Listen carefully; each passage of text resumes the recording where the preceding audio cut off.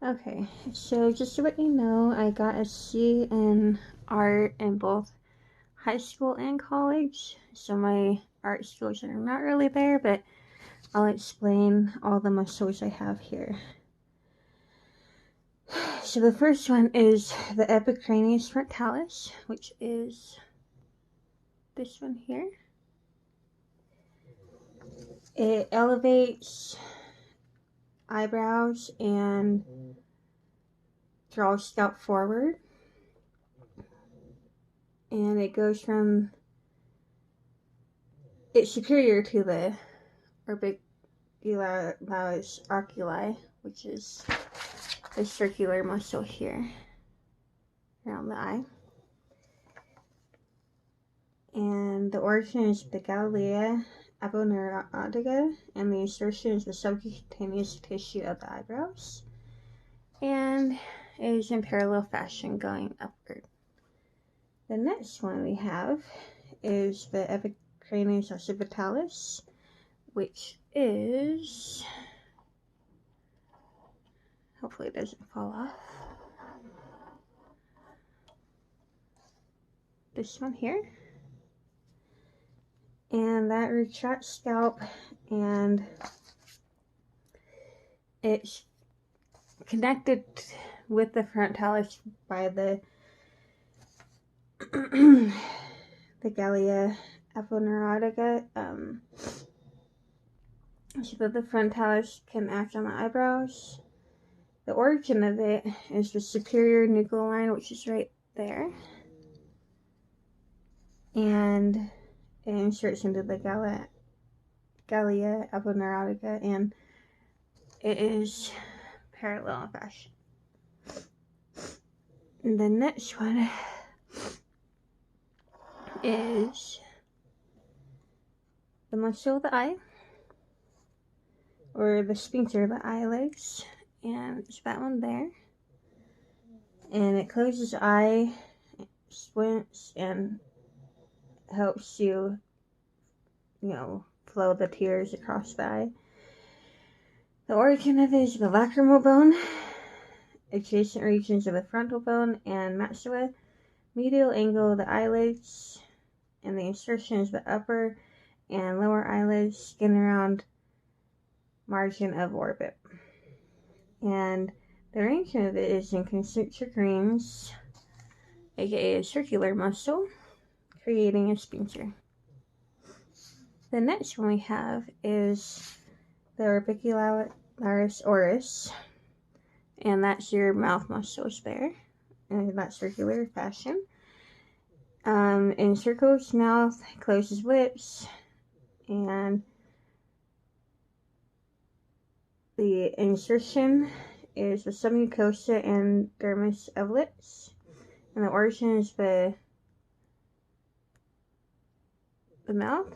And then the fascicle arrangement is, again, arranged in concentric rings, creating a circular muscle, also known as a sphincter. The next one is the masseter. Masseter is your jaw muscle. It helps retract and elevate your mandible. The origin is the temporal lines and temporal fossa of the cranium. The insertion is the coronary process and anterior border of mandibular ramus.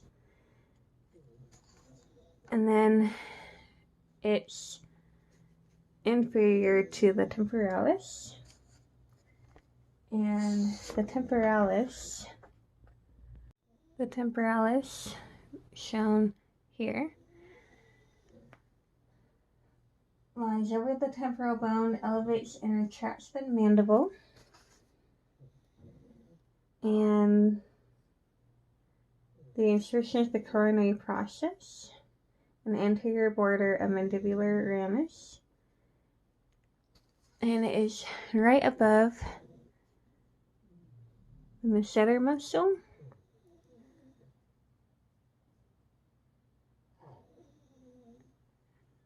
So the next muscle we have is the zygomatus major, which is right here, and it goes from the zygomatic bone to underneath the corners of the mouth, and it creates, for some people, their dimples, but the action of it is it draws angle of the mouth upward to aid with smiling. Alright, the next muscle we have is the sternocleidomastoid, and it's this one here. And it rotates and tilts head to the side and forward. The origin of it is actually the manubrium and the second third of the clavicle, and it inserts into the temporal bone and the occipital bone. Next we have the serratus anterior, which is a fan or serrated shaped muscle at the lateral wall of the thorax. Its main part lies deep under the scapula and the pectoralis muscles. It originates on the top surface of the 8 or 9 upper ribs, and it inserts exactly at the front border of the scapular shoulder blade. The muscle is divided into 3 parts: the upper, middle, and lower. And the functions of it is it abducts the scapula and rotates it upward. Okay, next we have the trapezius, and don't mind the orbicularis, but it's falling off here. So the trapezius has 3 parts: upper, middle, and lower. It is responsible for the pulling of the shoulders up and back. The upper trapezius arises from the occipital bone in the back of your skull and the neutral line in the back of your neck. The muscle also has attachment to the spinous process of C1 to C6 via the ligamentum nuchae, and the attachment of the lower fibers of the trapezius arise from the spinous process of C7 to T12. The muscular fibers of the triangular-shaped trapezius travel to insert on the spine of the scapula and the acromion of the scapula. They also attach to the outer third of the clavicle. And it is definitely one of the larger muscles of our body. Next we have the pectoralis major, which is next to the trapezius. It is a thick fan-shaped muscle, superior and anterior just between the sternum and arm.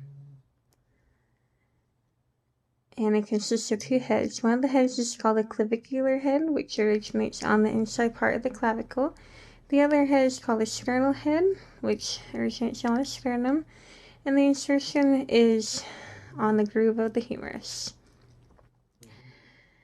Its main function is adduction and medial rotation of the arm, flexes the arm, and extends the arm.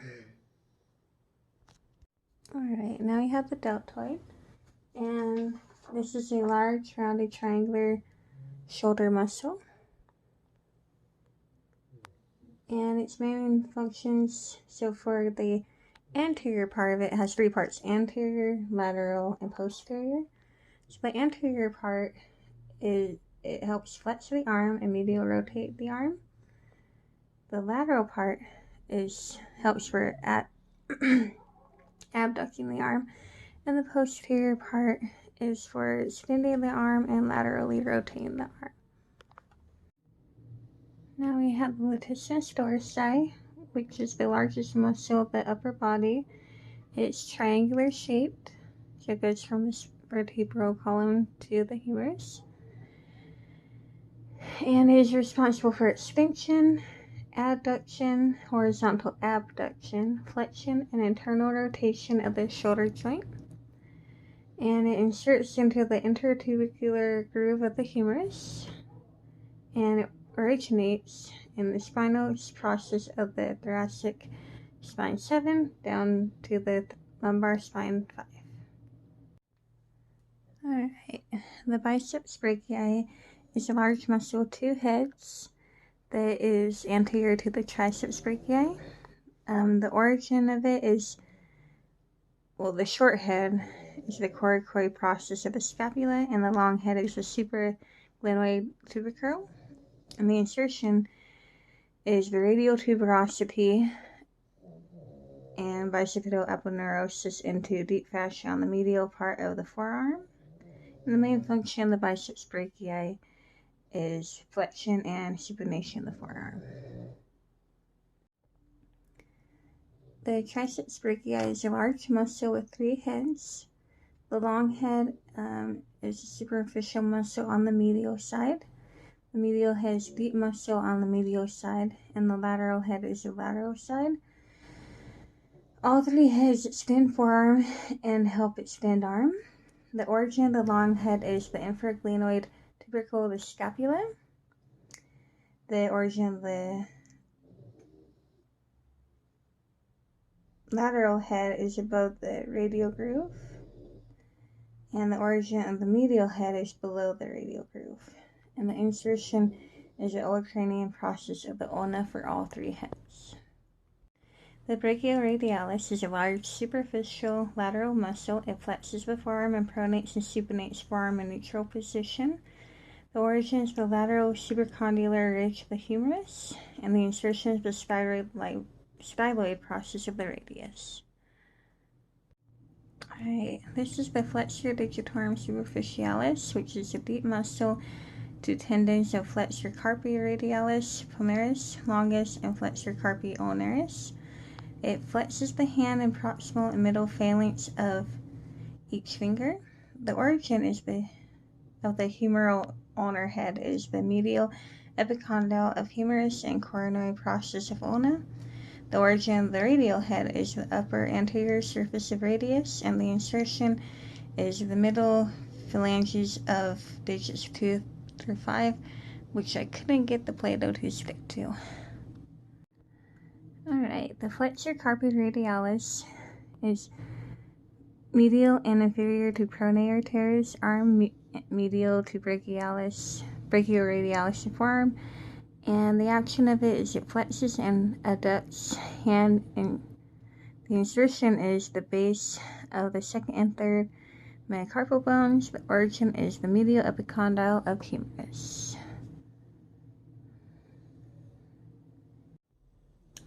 So the palmaris longus is medial to the flexor carpi radialis, and it weakly flexes the wrist. It originates at the medial epicondyle of humerus and inserts of the palmar aponeurosis.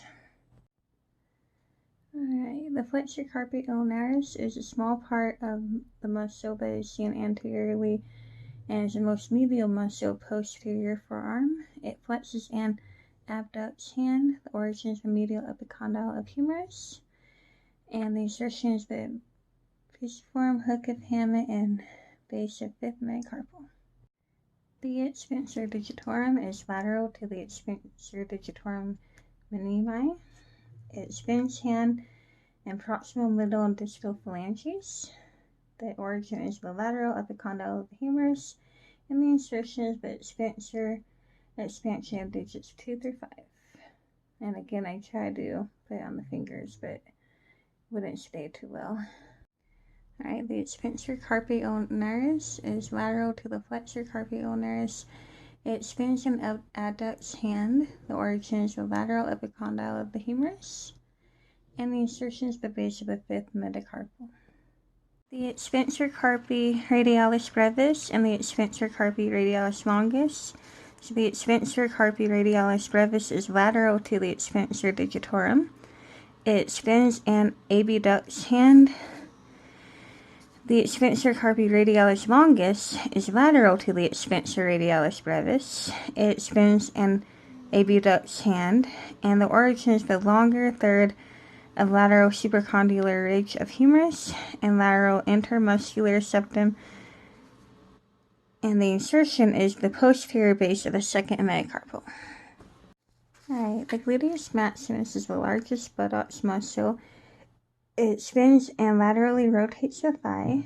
The origin is the outer surface of the ilium behind posterior third of iliac crest, lumbar fascia, lateral masseter sacrum, sacrotuberous ligament, and coccyx. The insertion is the deepest quarter into gluteal tuberosity of femur, remaining 3/4 into iliotibial. And I didn't include the tendon ligament because I'm just not so good at art. The tensor fasciae latae is a small lateral hip muscle with fascia latae, deep fascia that extends down to the thigh. It flexes and abducts the thigh.